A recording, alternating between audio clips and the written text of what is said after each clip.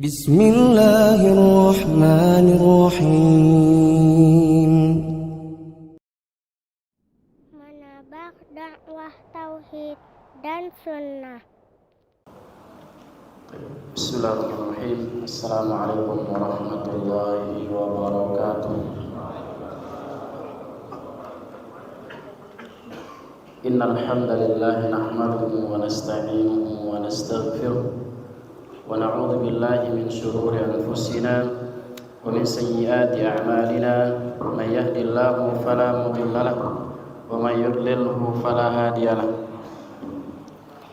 Asyhadu an la ilaha illallah wahdahu la syarika lah wa asyhadu anna Muhammadan abduhu wa rasuluhu la nabiyya wa la rasula ba'dahu. Allahumma salli wa sallim ala nabiyyina Muhammadin sallallahu alaihi wasallam wa ala alihi wa sahbihi ajma'in.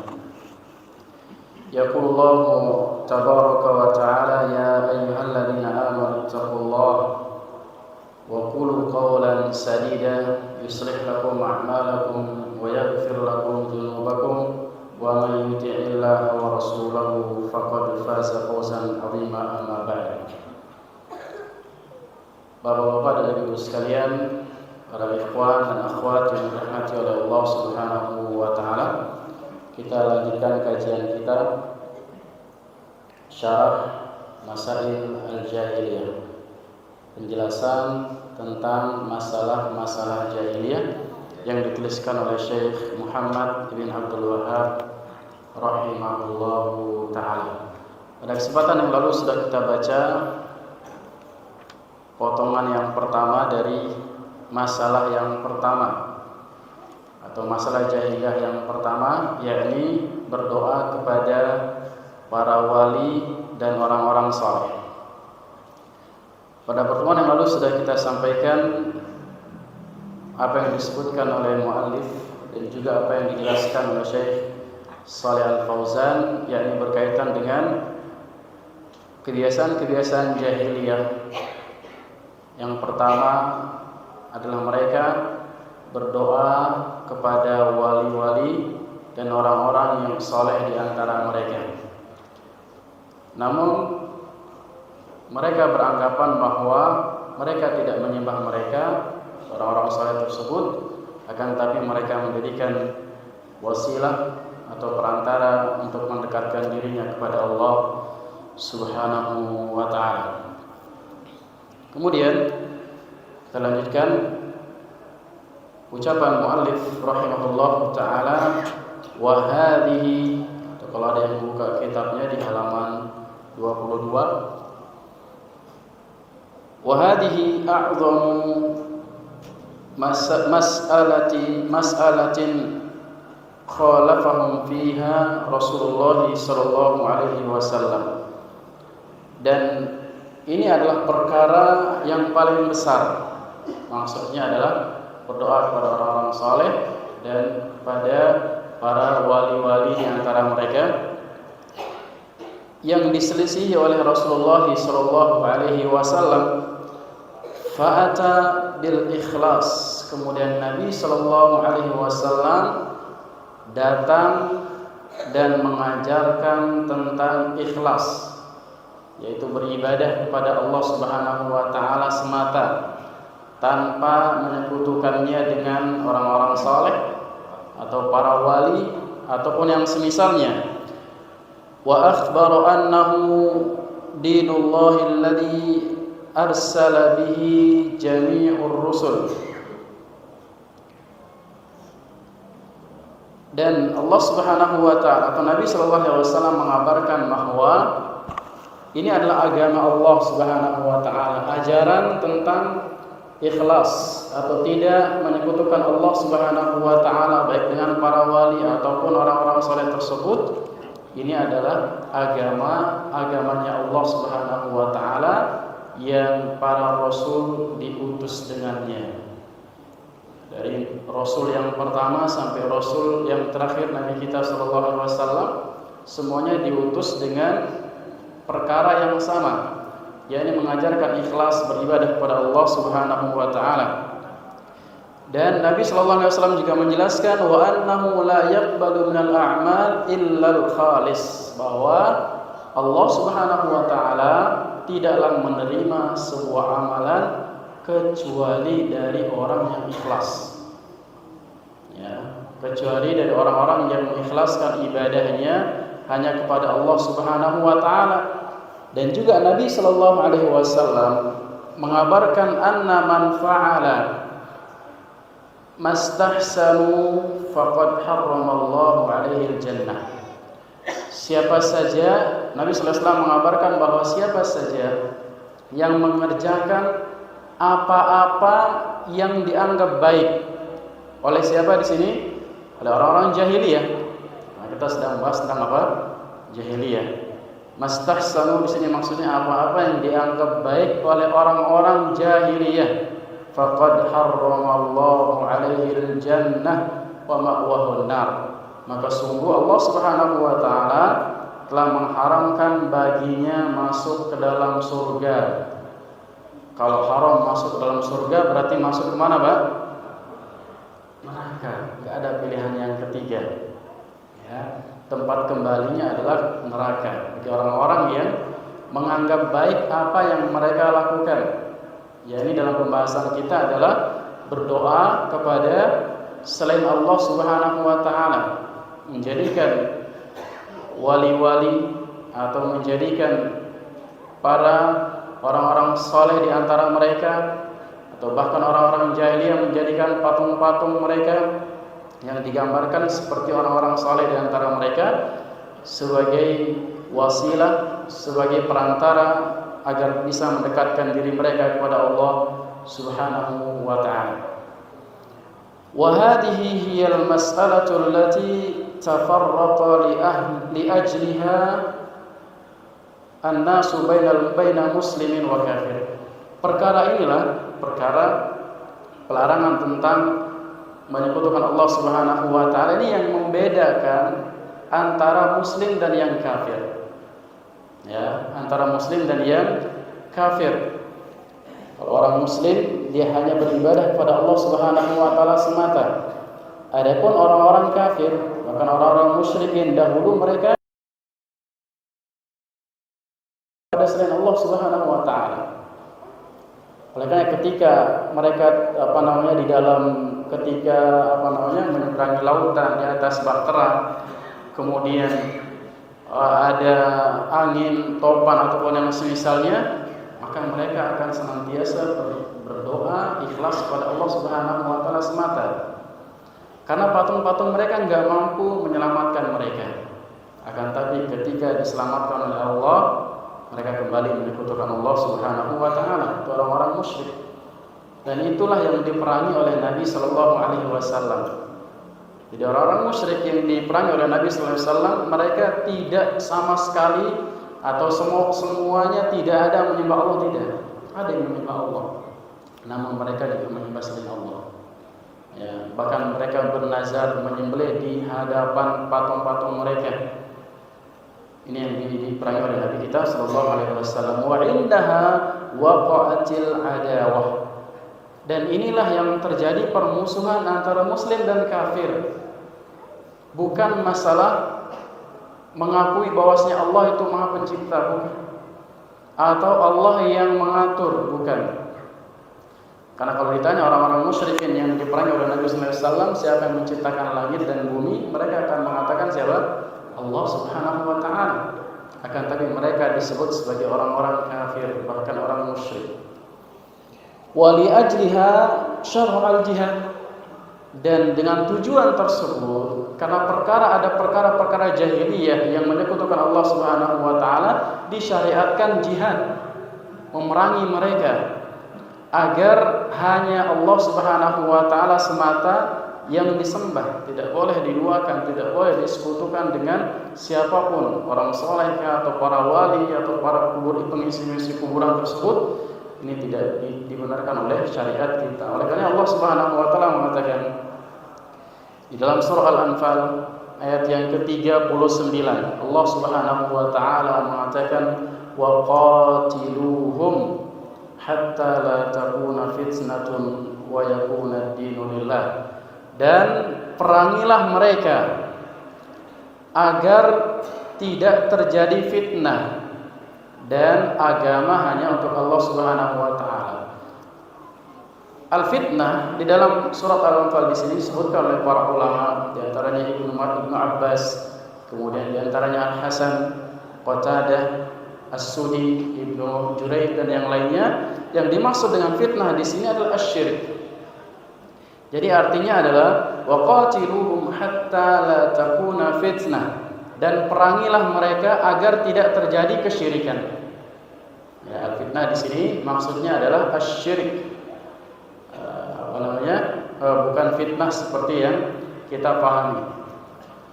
Maka para jemaah dimulakan oleh Allah Subhanahu wa taala, ini perintah dari Allah Subhanahu wa taala kepada Nabi kita sallallahu alaihi wasallam untuk memerangi siapa saja yang tidak mau menyembah Allah Subhanahu wa taala. Ya, tentunya dengan diberikan 3 pilihan di zaman Nabi sallallahu alaihi wasallam. Mau masuk Islam, kalau masuk Islam maka aman. Hartanya, darahnya aman, negaranya aman. Atau bayar jizyah, bayar pajak. Kalau nggak mau bayar pajak, maka pilihan yang ketiga perang. Nah, itu zaman Nabi kita sallallahu alaihi wasallam tidak langsung diperangi, tidak. Tapi pilihan yang ketiga. Oleh karena Nabi sallallahu alaihi wasallam mengirimkan surat-surat kepada para raja-raja untuk mendakwahi mereka. Aslim taslam. Masuk Islam kalian akan selamat. Baik. Kemudian Syekh mengatakan wa'adhu mas'alatin khalafahum fiha Rasulullah sallallahu alaihi wasallam mas'alatus syirk. Dan perkara yang paling besar, perkara yang paling agung, yang paling berbahaya yang diselisih oleh Nabi sallallahu alaihi wasallam adalah masalah apa? Asy-syirk. Li'annahu sallallahu alaihi wasallam lamma ba'athahu Allah wa arsalahu ilan nas. Karena ketika Nabi sallallahu alaihi wasallam diutus oleh Allah Subhanahu wa taala kepada kita semuanya, kepada manusia seluruhnya, awwalu ma bada'a bid-da'wati ila tauhidillah azza wa jalla. Beliau berdakwah pertama kali memulai dari dakwah tauhid. Sebagaimana sering kita sebutkan bahwa Nabi sallallahu alaihi wasallam ketika diutus di Makkah selama 13 tahun, beliau berdakwah dengan dakwah apa? Tauhid, yang menghilangkan sisa-sisa kesyirikan yang ada di hati-hati kaum muslimin. Para sahabat Nabi kita sallallahu alaihi wasallam menjelaskan tentang apa itu tauhid, sehingga kalau hati sudah bersih dari kesyirikan, sudah bersih dari ketergantungan kepada makhluk, mudah kita menerima syariat yang lain. Sehingga pengharaman khamar misalkan itu datangnya belakangan, ya, datangnya nanti. Kalau sudah siap, bahkan pengharaman khamar itu kalau enggak 4-5 fase, enggak langsung khamar itu haram ya. Tapi tauhid langsung disyariatkan oleh Nabi sallallahu alaihi wasallam. Ini namanya tauhid, ini namanya syirik, enggak boleh dikerjakan. Tauhid ya tauhid, syirik ya syirik. Enggak boleh kita bertoleransi di dalam dalam masalah kesyirikan. Hitam-hitam, putih-putih, Pak. Ya. Gak boleh gitu, ini kayaknya gak apa-apa nih, sedikit aja kesyirikannya, gak boleh. Ya, maka Nabi sallallahu alaihi wasallam berdakwah pertama kali tauhid. Bagaimana mengesahkan Allah Subhanahu wa taala, bagaimana membersihkan hati dari perkara-perkara yang diharamkan oleh Allah Subhanahu wa taala, dari ketergantungan kepada makhluk misalkan, atau dari khurafat-khurafat yang ada di zaman tersebut. Inilah yang dilakukan oleh Nabi sallallahu alaihi wasallam. Wa ingkari syirki, berdakwah kepada tauhid dan mengingkari kesyirikan.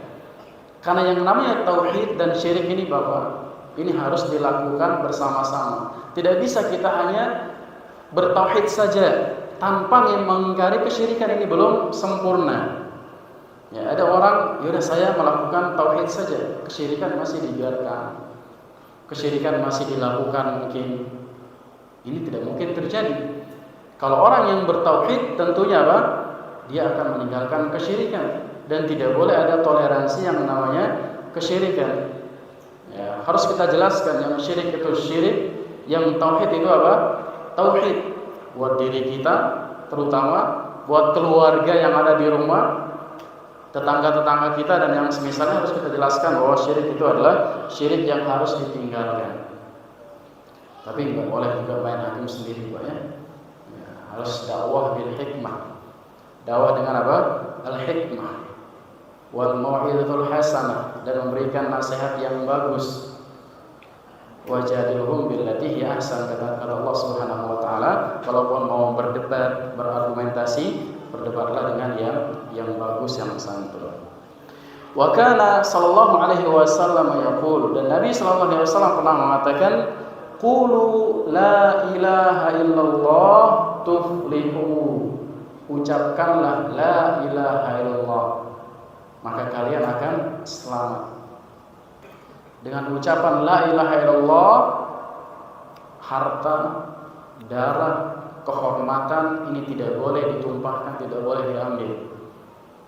Sehingga sebagaimana kisah yang masyhur ketika seorang sahabat membunuh, ketika peperangan dia mengucapkan la ilaha illallah, kemudian ditebas, dibunuh.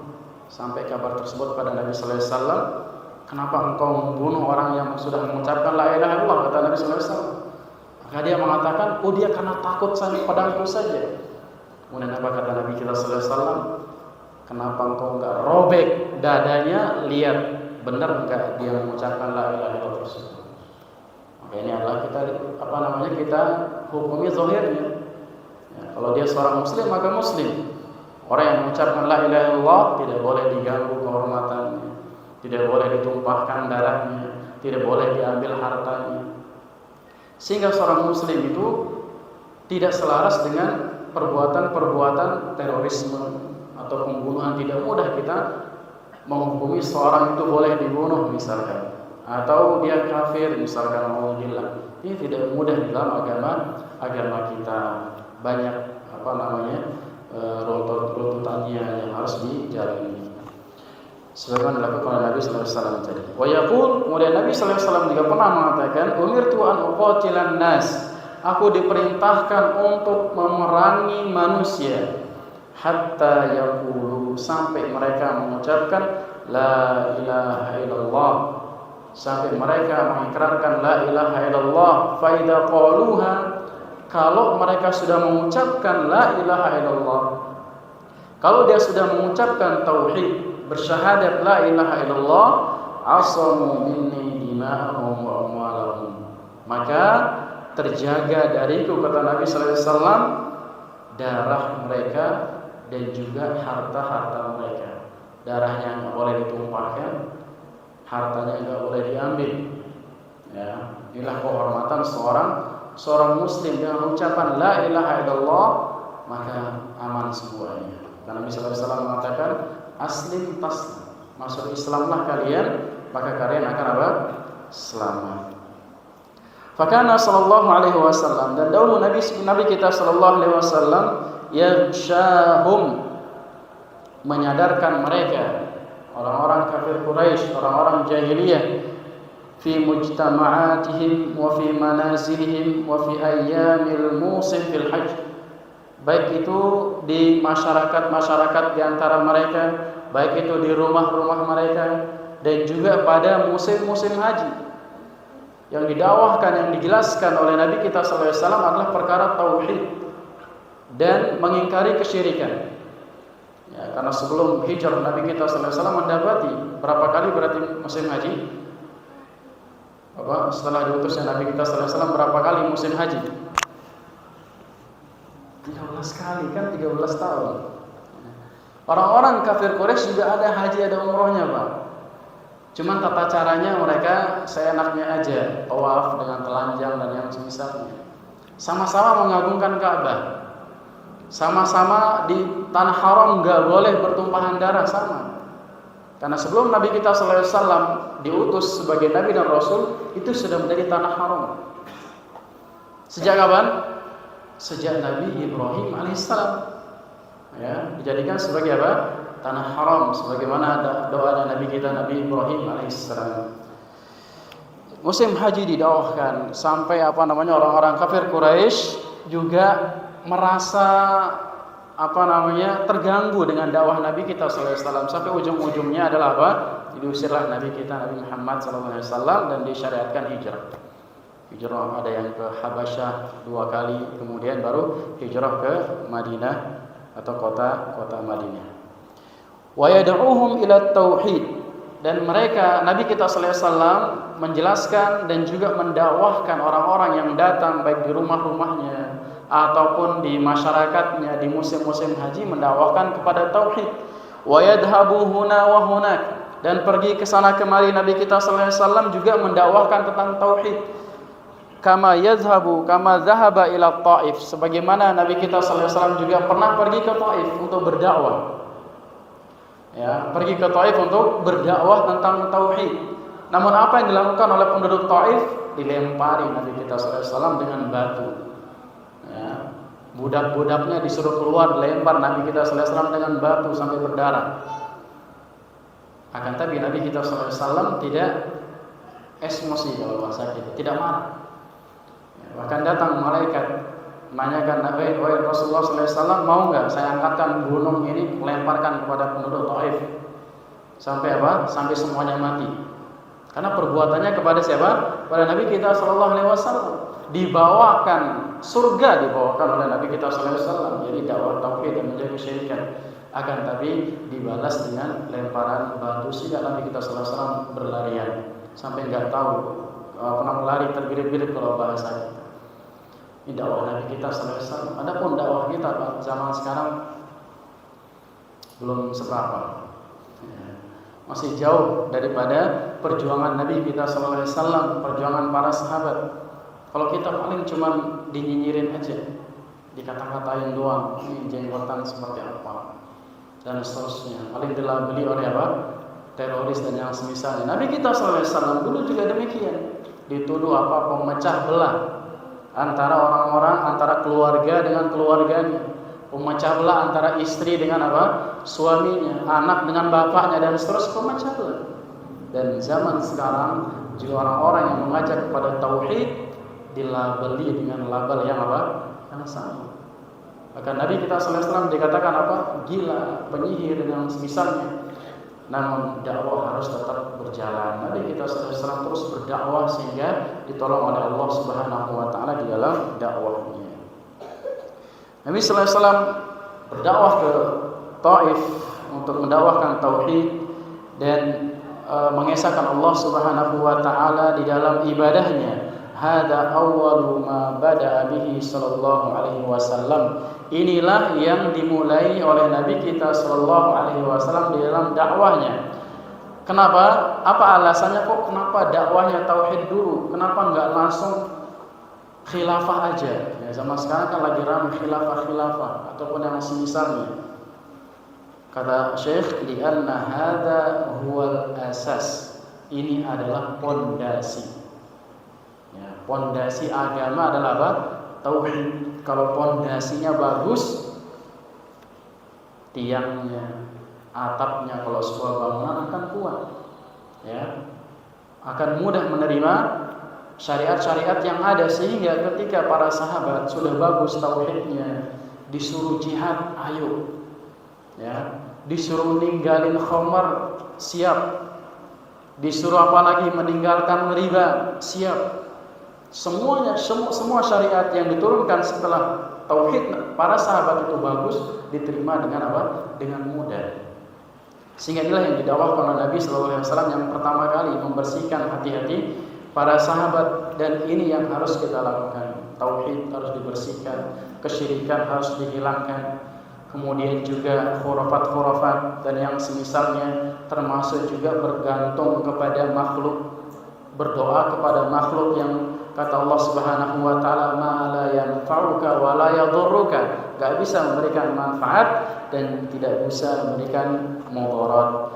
Wa hakadha yajibu 'ala ad-du'at an yahtamu bihadzal amr. Dan ini kewajiban bagi para dai, bagi para penyeru, dan kita semuanya adalah para dai, Pak. Kalau kita ajak keluarga kita di rumah, kita adalah dai dengan makna yang umum. Mengajak istri di rumah, mengajak keluarga kita di rumah, kita adalah dai.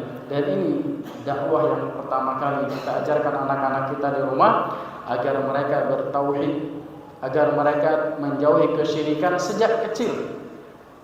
Dan ini adalah bukan kekerasan. Inilah yang dilakukan Luqmanul Hakim yang disebut namanya oleh Allah Subhanahu wa taala, mengajarkan kepada anaknya tentang apa? Menjauhi kesyirikan. La tusyrik billah. Wahai anakku, anak kesayanganku, jangan menyekutukan Allah. Masih kecil anak. Dan kita juga apa? Ajarkan sedikit demi sedikit sesuai dengan pemahaman mereka. Mungkin dengan bahasa kita, kalau kita nggak boleh takut ke kamar mandi, ada Allah misalnya. Apalagi yang suka, kadang orang tua juga atau sebagian kita suka nakut-nakutin anaknya. Ya, benar nggak Pak? Jangan ikut, kalau zaman dulu nggak tahu di sini di kampung saya tuh suka anak-anak zaman dulu nggak boleh ikut, nanti disuntik sama dokter. Padahal enggak. Sampai sekarang anak-anak takut disuntik sama dokter. Dia kecil udah didoktrin dengan takut. Jangan ikut, nanti ada genderuwo. Takut sampai besar, takut sama apa? Genderuwo. Padahal nggak ada. Nggak pernah ada. Anak pribadi ya, dengan umur anak yang sekarang nggak pernah ketemu sama pocong, genderuwo atau yang semisalnya. Alhamdulillah. Baik, itu para jamaah yang dimuliakan oleh Allah Subhanahu wa taala, kita sebagai dai ataupun sebagai kepala keluarga ataupun sebagai anak bahkan pertama kali harus berdakwah tentang tauhid sesuai dengan pemahaman dan kemampuan kita semuanya. Wa an yaj'alu da'wata ila tauhid hiya ahammu syai'in fi da'watihim. Dan hendaknya seorang dai dan kita semuanya menjadikan dakwah pertama kalinya adalah tentang apa? Tentang tauhid, dan ini yang harus dijadikan prioritas. Ya, tentang dakwah apa? Dakwah tauhid harus prioritas dibandingkan kepada yang lainnya. Dan belajar tauhid ini sampai kita mati, nggak ada batasannya. Kalau kita belajar tentang ilmu tauhid, belajar tentang kesyirikan, nggak akan habis Pak usia kita belajar tentang ilmu tersebut. Dan diulang-ulang nggak masalah. Agar apa? Agar kita bisa menghindari kesyirikan tersebut dalam bentuk apapun. Kemudian kata Syekh, faqad ata sallallahu alaihi wasallam bil ikhlas.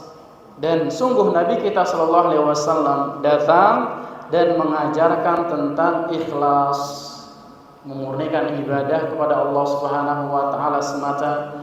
Ikhlasul ibadati lillah, mengikhlaskan ibadah hanya kepada Allah Subhanahu wa taala, wa tarki ibadati ma siwallah minal awliya was salihin aw ghairihim, dan meninggalkan peribadatan kepada selain Allah Subhanahu wa taala, baik itu para wali atau orang-orang saleh ataupun yang semisalnya.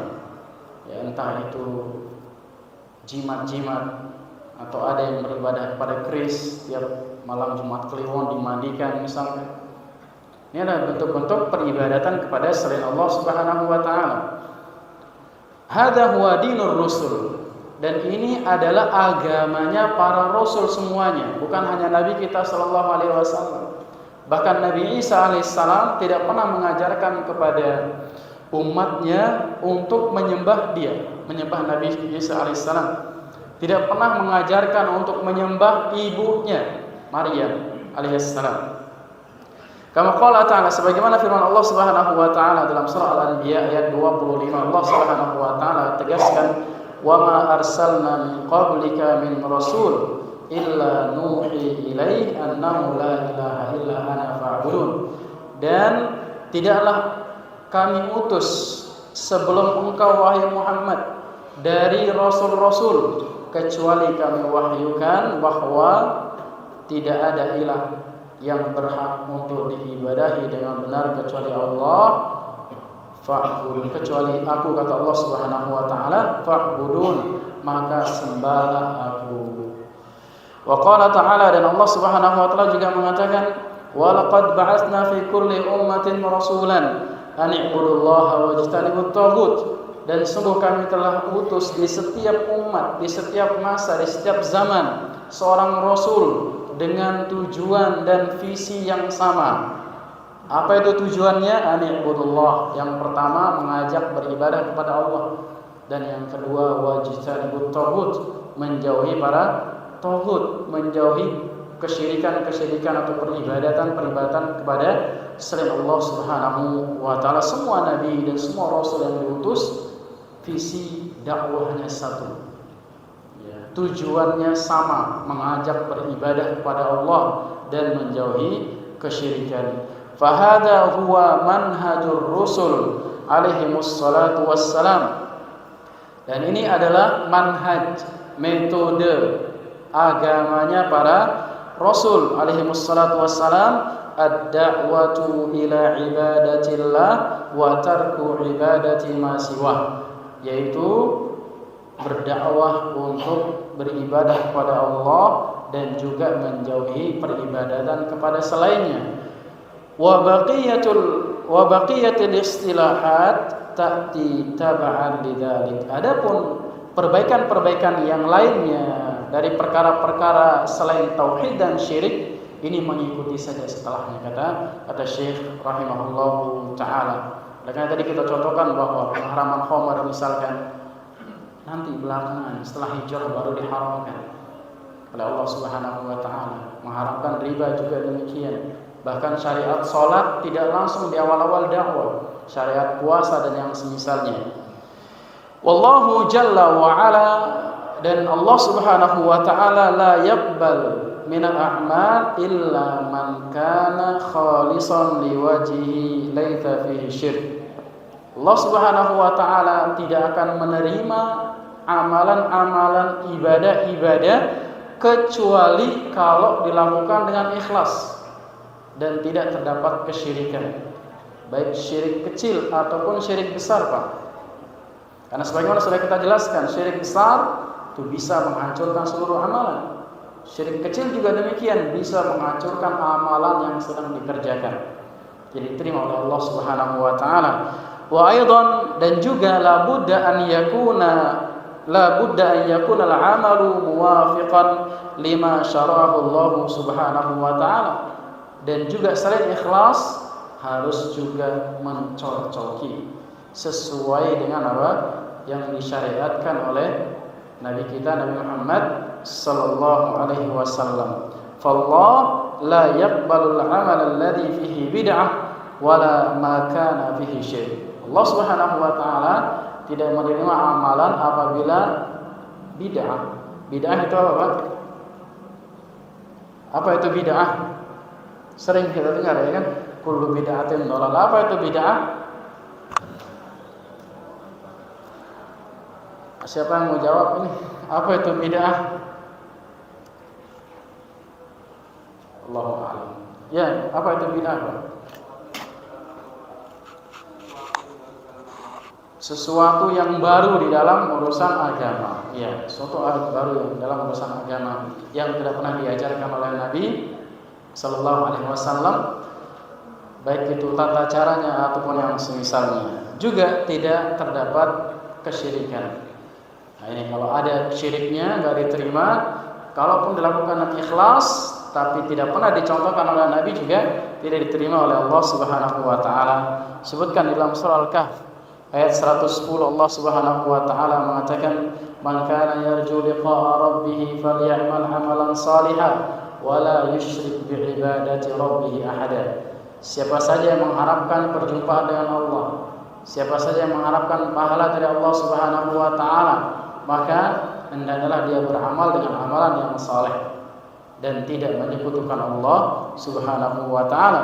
Dan juga dalam surah An-Nisa ayat 36 Allah Subhanahu wa taala katakan, wa'budullaha wa la tusyriku bihi syai'a, dan sembahlah Allah dan jangan sekali-kali menyekutukan Allah dengan sesuatu apapun. Allah Subhanahu wa taala, kata Syekh rahimahullahu taala, lam yaqtasir 'alal amr bi ibadatillah. Ayat ini Allah Subhanahu wa taala tidak hanya memerintahkan untuk beribadah kepada Allah semata. Allah tidak hanya mengatakan wa'budullah saja, akan tapi kata Syekh bal naha 'anil syirik. Ayat ini juga Syekh Allah Subhanahu wa taala melarang dari perbuatan apa? Kesyirikan. Wa'budullah wa la tusyriku bihi syai'an. Karena tadi kita sampaikan bahwa enggak cukup tauhid saja, akan tapi harus meninggalkan apa? Kesyirikan.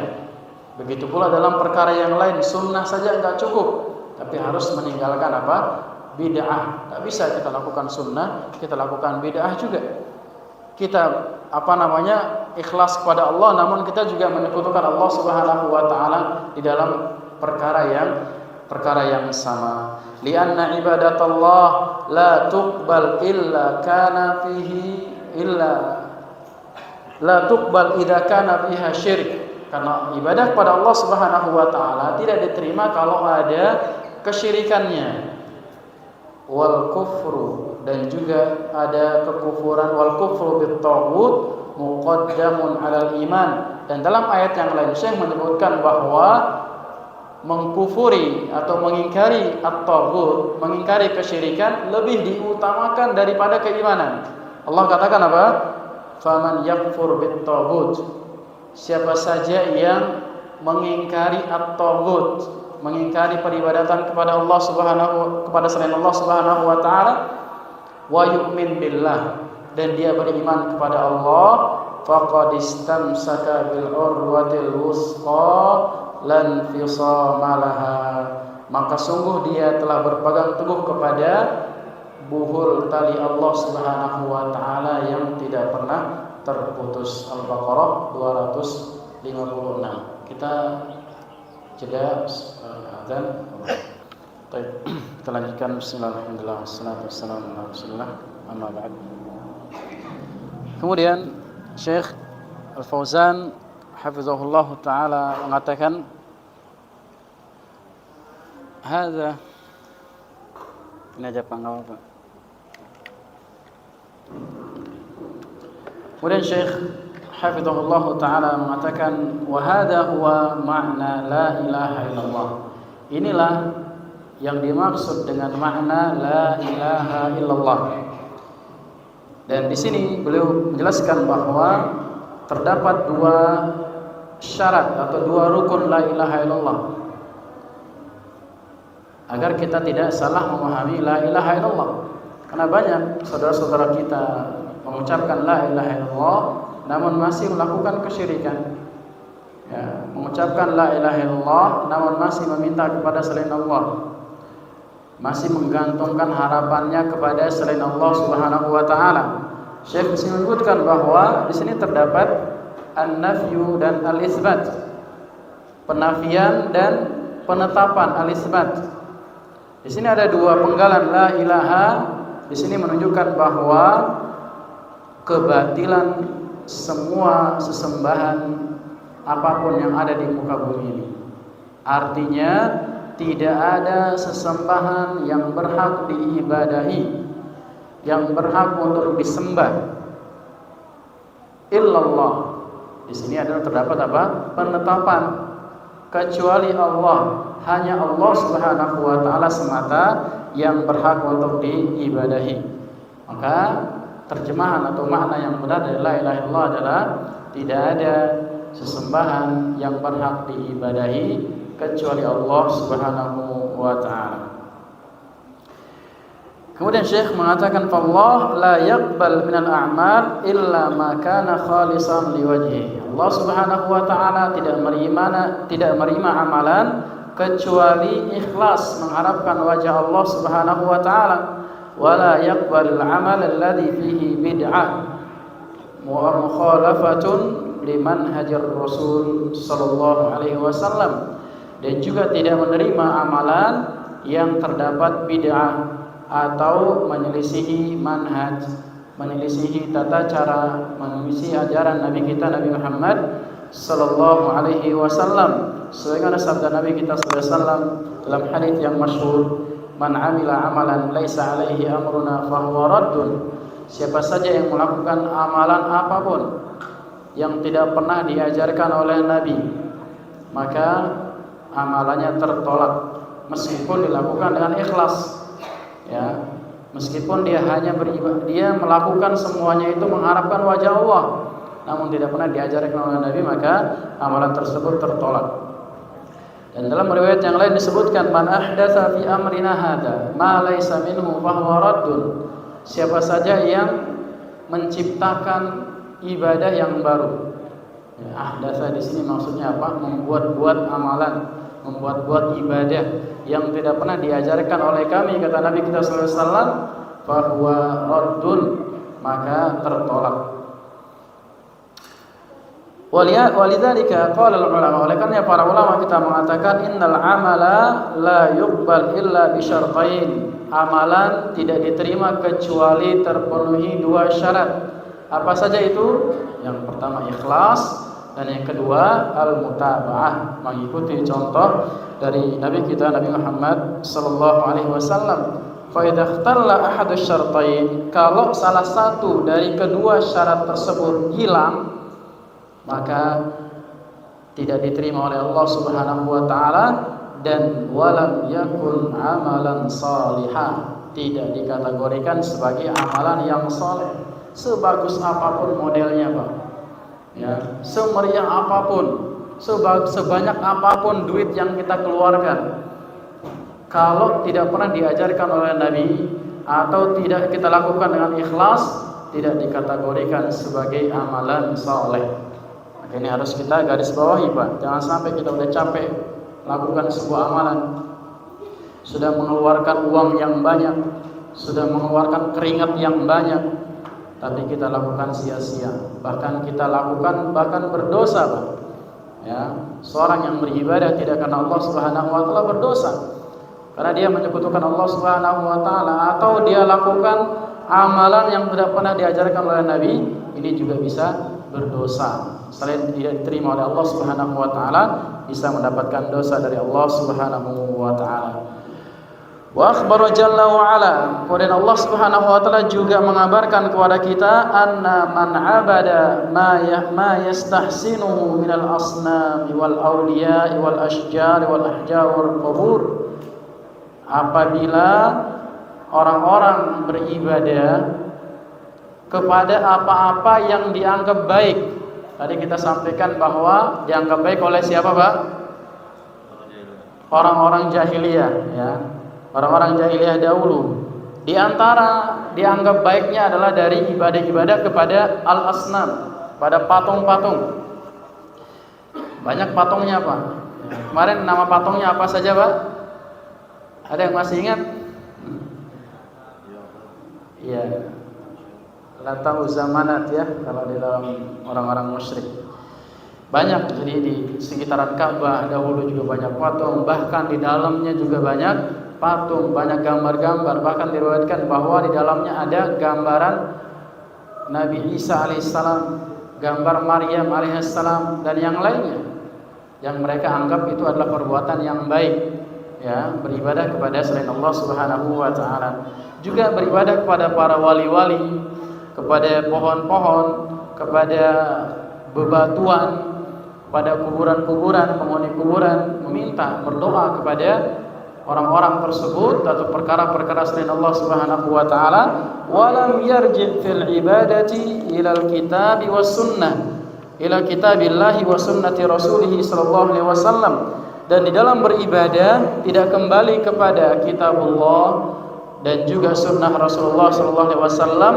Innama i'tamada 'ala al-istihsan aw 'ala ma tahwahu nafsuhu, atau mereka hanya bersandar kepada apa-apa yang dianggap baik, apa-apa yang dianggap bagus, ataupun kepada hawa nafsu mereka.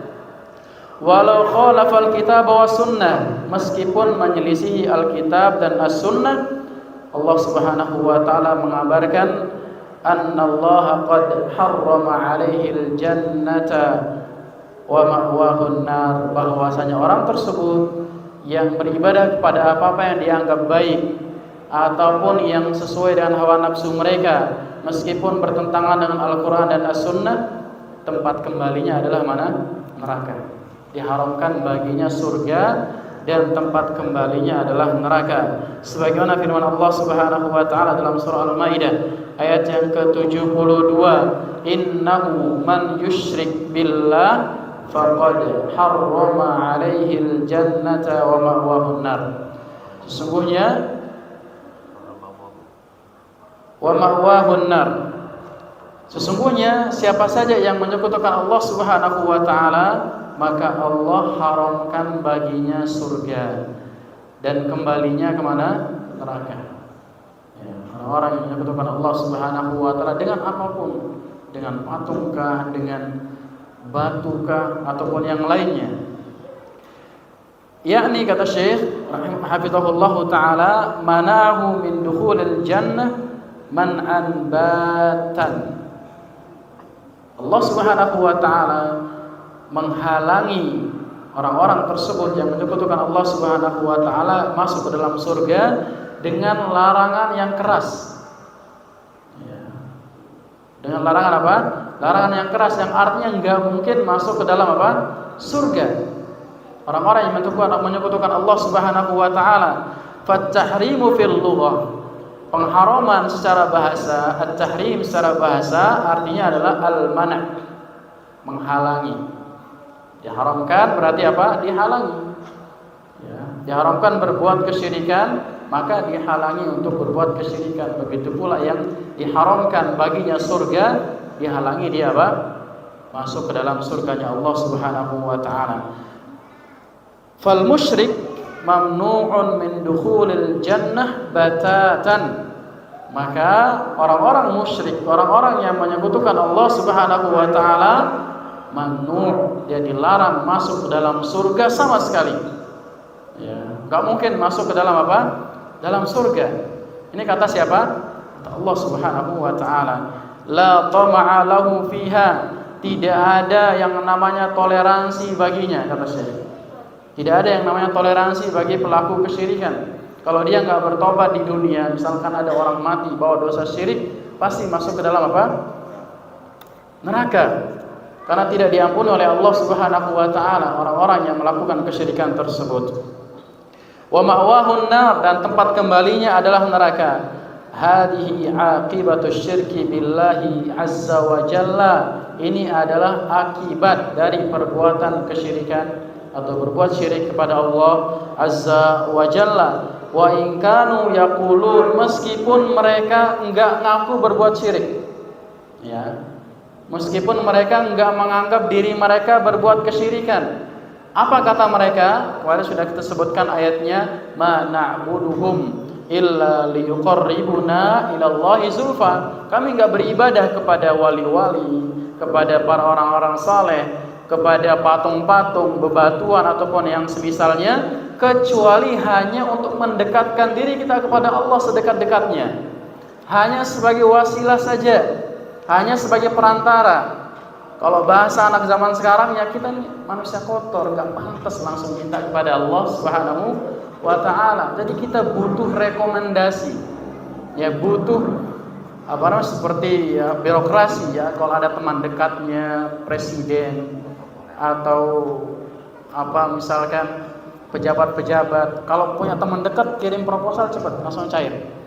Ya. Mengumpamakan Allah seperti makhluk bahkan. Allah Subhanahu wa taala enggak butuh yang namanya apa? Yang namanya demikian itu. Langsung. Ya, semua kita sama di hadapan Allah Subhanahu wa taala. Yang membedakan adalah apa? Takwa. Laki perempuan, baik dia kecil besar, semua di hadapan Allah Subhanahu wa taala sama. Haula idza matu ala dzalik ghairu taibin harramallahu alaihimul jannah. Mereka orang-orang yang menjadikan wasilah-wasilah bagi Allah, baik itu orang-orang saleh ataupun yang semisalnya, kalau mereka mati di atas dosa tersebut, di atas perbuatan tersebut tanpa taubat. Nah, di sini disebutkan oleh Syekh tanpa apa? Taubat. Jadi kalau bertaubat masih ada harapan diterima taubatnya oleh Allah Subhanahu wa taala. Namun kalau dia mati kemudian dia melakukan kesyirikan, tidak bertaubat, harramallahu alaihimul jannah. Maka dia apa? Diharamkan baginya surga. Wa ja'alan nar ma'wahum abadal abad. Maka kekal kata Allah Subhanahu wa taala, dijadikan tempat kembalinya selama-lamanya kepada apa? Nerakanya Allah Subhanahu wa taala. Falladzi yuridu li nafsihi najat, bagi orang-orang yang menginginkan dirinya untuk selamat, bagi kita semuanya tentunya. Nasihat oleh Syekh hafizahullah taala bagi siapa saja yang ingin selamat untuk dirinya sendiri, juga untuk keluarga kita di rumah nanti dinasehati, yantabih lihada, untuk berhati-hati, untuk perhatian dalam perkara ini. Karena apa? Karena efeknya adalah neraka, Pak. Bukan hanya rugi fulus, bukan hanya rugi rupiah, bukan. Tapi kerugian yang sangat merugi adalah apa? Apabila seorang dimasukkan ke dalam nerakanya Allah Subhanahu wa taala. Wala yabqi ala umuril jahiliyah fi hada wa ghairihi, dan jangan sampai seorang tetap melakukan perkara-perkara jahiliyah seperti itu. Seperti poin yang pertama ini, apa kita poinnya? Berdoa kepada orang-orang saleh ataupun kepada para wali ataupun selain perkara ini, kata Syekh Habibullah taala. Intinya semua perkara-perkara jahiliyah yang nanti akan kita sebutkan, maka kita jauhi diri kita jauhi keluarga kita, masyarakat kita. Bagi yang mendengarkan kajian ini untuk bisa berhati-hati apabila ingin selamat baik di dunia, terlebih-lebih di akhirat kelak, maka kita membutuhkan keselamatan dari Allah Subhanahu wa taala. Mungkin ini para jamaah yang dapat kita baca dalam kesempatan yang mulai ini, semoga yang sedikit ini bermanfaat. Apabila ada pertanyaan silakan ditulis, hanya diterima bagi yang menulis saja ya. Kalau nggak ada, kita cukupkan.